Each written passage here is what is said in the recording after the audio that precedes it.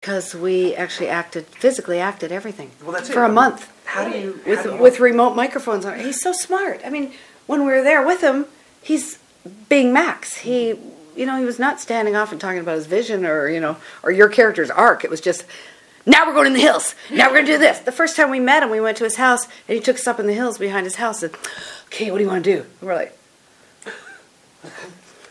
enjoy your work. And you want to play war? Let's play war. Okay. It was just so wild, Yeah, you feel like he's a little kid because he is playing Max for you, and you're just in the play of it, and the erratic play. Like he would suddenly jump on your back like a wild thing, and you'd have to react to that, and it was so primal in a way. But he had this. Obviously had a vision for this thing. He and Maurice Sendak were together on this, and it was so smart to have us record together, because you can't have that. And to physically move, to set us up with these mics so that we could move, so that we could actually get it in a sleep pile and actually have these bread roll fights. We use bread rolls, but they suck the air out of there, so they hurt like rocks. And so that I think that is in the voice.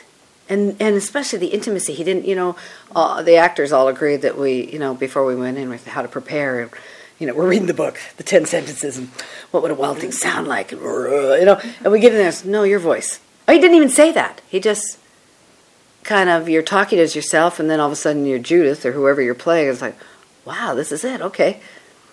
But there's the way he also was on top of the CGI, the animation that they ended up doing for the faces. It's so minimalist and so beautiful and subtle, and it goes with the smallness of the voice, but also the having us together.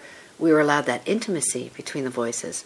Lauren Ambrose ended up recording separately from the pack, which makes so much sense in the long run because she is separate. KW's trying to say, last week we were together, I was like, you were separate, and KW, he's a genius. He's a freak. And when she was in the studio, he would lie on the floor with her. You know how do you all see this? Did you all see it? They're in the sleep pile, and KW and Max have their first conversation under all the bodies. And Spike Jonze is lying on the floor in the recording studio. And even in the recording studio, when we went back to do ADR and she did it her way, we're still with the microphones on our heads and lying on the floor. She said she was on the floor with Spike for hours, And at one point, James Gandolfini had his foot over her head, threatening to step on her head. It's so, he called it contact directing. It was contact acting.